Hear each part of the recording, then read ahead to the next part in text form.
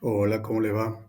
Mi nombre es Ramiro Aparicio y junto a Cristian Ayala integramos el grupo para desarrollar el trabajo integrador de la materia Programación 1 de la Tecnicatura a Distancia de la UTN.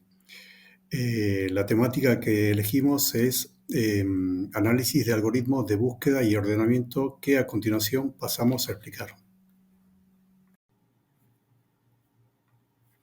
Bueno, continuando con el trabajo integrador, nos explayamos un poquito más. Dijimos que elegimos el análisis de algoritmos de búsqueda y ordenamiento.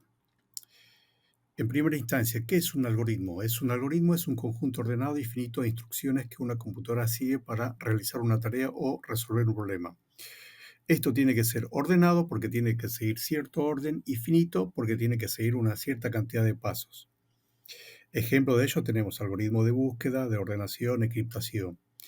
En la vida real también existen muchísimos algoritmos. Uno de ellos puede ser también la cartilla que ve el piloto antes de, mm, de poner a encender el motor, etcétera. Bueno, siguen una cartilla de pasos para poner a puesta a punto el avión.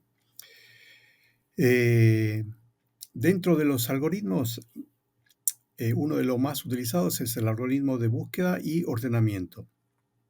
Y dentro de los algoritmos de búsqueda y ordenamiento tenemos varios que son, ya los mencionaremos, son los ordenamientos de burbuja, Bubble Sort, tenemos el ordenamiento por selección.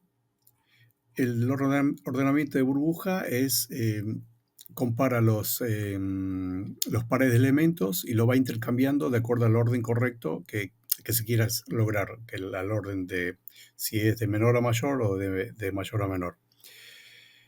Están también las ventajas y desventajas, que dado el tiempo, en otro momento lo podemos explayar un poquito más.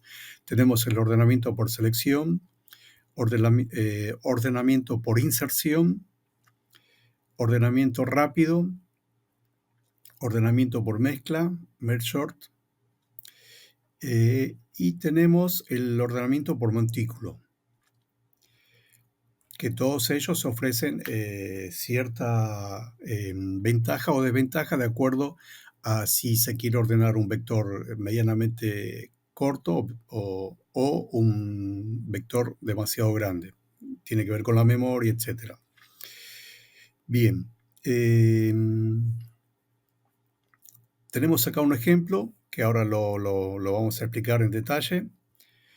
Tenemos acá el método por burbuja, donde desarrollamos una función que es, como lo dijimos, burbuja.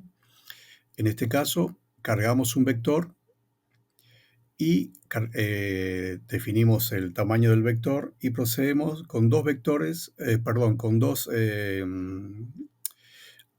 repetir, dos estructuras for i, donde va intercambiando uno a uno y el mayor lo lleva al fondo del vector. Acá intercambiamos el vector si es menor o mayor de acuerdo a lo que se quiera lograr. Vamos a poner un ejemplo, a ver, vamos a hacer correr el programita. Y acá logra, donde explayamos las iteraciones que hace. En este caso,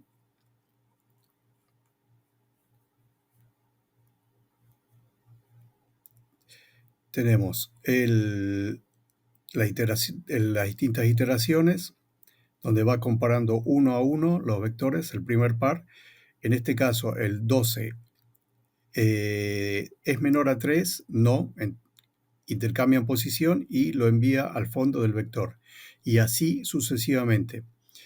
Cuando ya el array está ordenado, lo muestra acá.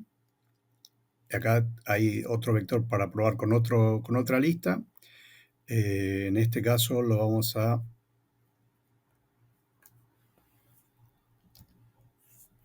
escribir acá. Vamos a probar con otra lista. Por ejemplo, a ver, vamos a cargar una lista.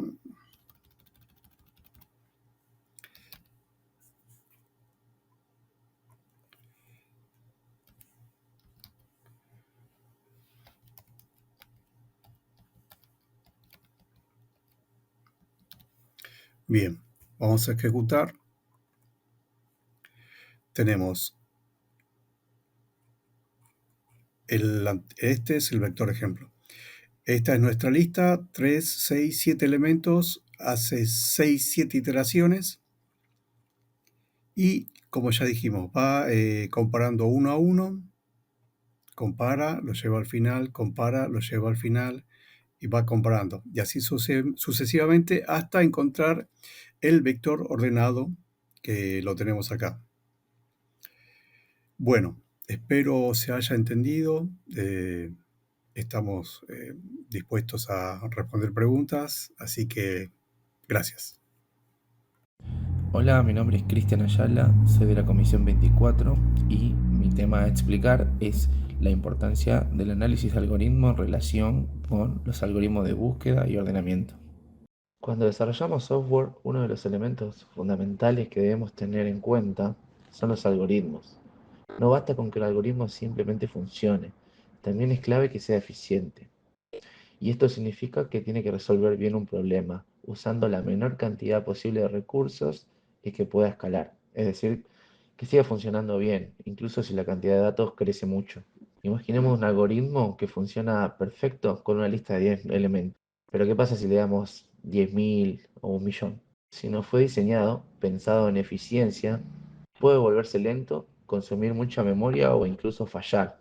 Acá es donde entran dos tipos de algoritmos que usamos todo el tiempo, los algoritmos de búsqueda y los algoritmos de ordenamiento. Buscar datos o ponerlos en orden es algo que ocurre en prácticamente todos los programas, desde base de datos, apps móviles o sistemas de recomendación. Por eso, entender cómo analizarlos y optimizarlos es fundamental para cualquier desarrollador o analista. Es acá donde se hace la introducción al análisis de algoritmos, la medición de la eficiencia. Entonces, ¿cómo medimos si un algoritmo es bueno o no? A eso se le llama análisis de algoritmos. Este análisis nos permite comparar algoritmos entre sí para ver cuál es más eficiente y cuál no. Y lo hacemos principalmente desde dos perspectivas.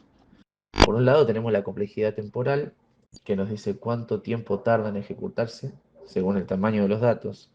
Y por el otro lado, la complejidad espacial indica cuánta memoria adicional necesitamos usar. Y no todos los escenarios son iguales. Por eso cuando analizamos un algoritmo, solemos fijarnos en tres situaciones. El mejor caso, donde todo sale bien. Por ejemplo, encontrar un dato apenas lo buscamos en la primera posición de una estructura de datos, por ejemplo. El segundo caso, cuando todo sale mal, como buscar un dato que no está. Y el caso promedio es el intermedio, es decir, el que normalmente esperaríamos que ocurra en una situación real. Existen dos tipos de análisis, el análisis teórico y el análisis empírico.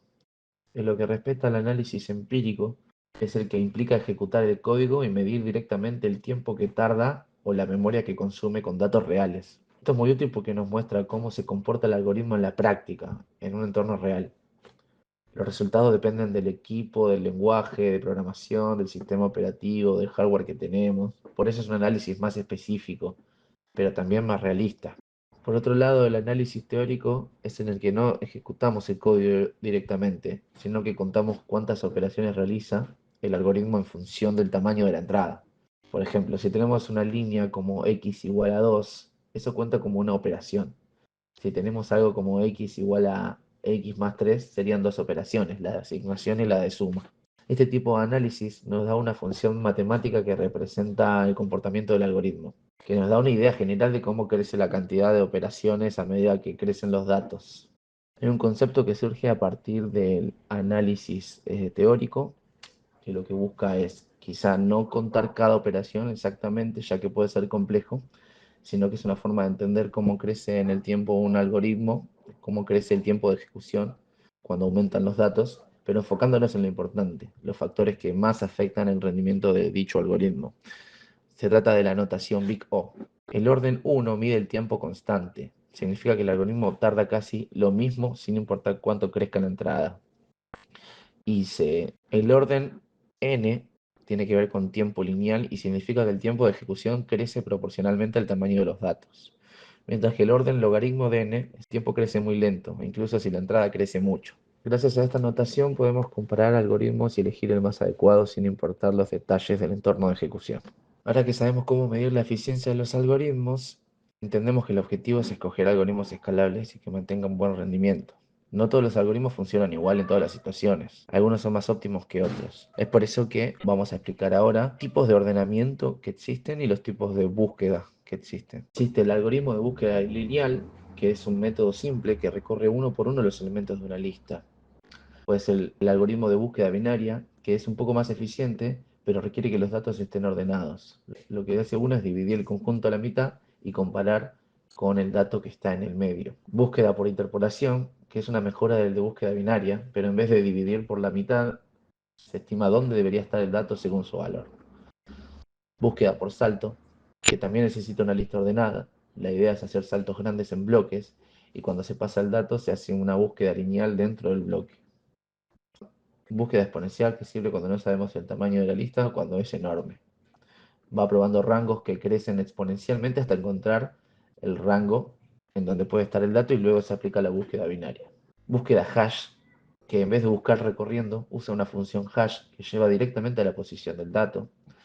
La búsqueda binaria recursiva, que es la versión de la búsqueda binaria normal, solo que divide el conjunto y llama a sí misma la misma función para dividir nuevamente el conjunto hasta encontrar el dato. En conclusión, cada algoritmo tiene su uso ideal. Si los datos están desordenados y son pocos, usas búsqueda lineal. Si están ordenados, la binaria o por salto. Si tenés muchos datos bien distribuidos, la interpolación. Para grandes volúmenes o cuando no conoces el tamaño, la exponencial. Puedes usar una tabla hash, ahí tenés la búsqueda más rápida. En resumen de todo lo visto, entender cómo se analizan los algoritmos nos ayuda a tomar decisiones inteligentes a la hora de programar. Es especialmente importante en tareas como búsqueda y ordenamiento que están presentes en prácticamente cualquier sistema. Y como cada algoritmo tiene su fortaleza y debilidad, es clave elegir el mejor que se adapte según la situación en que se aplica.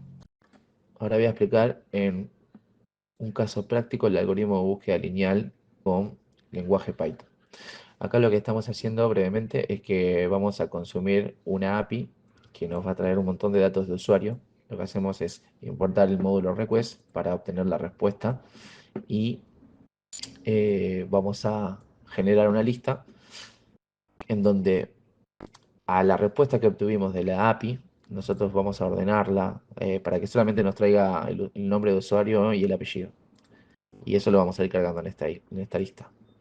Entonces ahora sí hacemos una función de búsqueda lineal. Y acá es la aplicación. Consiste en que le vamos a pasar dos parámetros. Primero la lista, donde vamos a buscar el objetivo, que es como segundo parámetro. Entonces, en lista le vamos a pasar la lista que creamos, usuarios filtrados, porque los filtramos acá para tener solamente la información que necesitamos, ya que en esta llamada pueden venir más datos. Entonces, le pasamos la lista filtrada.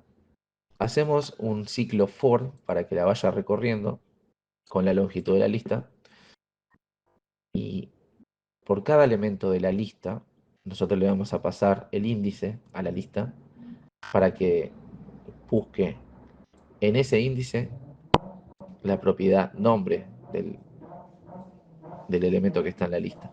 Y si es igual al objetivo que nosotros establecimos, va a retornar el índice en donde está ese objetivo, para que después nosotros busquemos por índice en esa misma lista el dato que queremos. Entonces acá aplicamos posición buscada, que es el índice que estamos buscando. Entonces la función nos va a dar el índice y nosotros estamos buscando, por ejemplo, Carlos.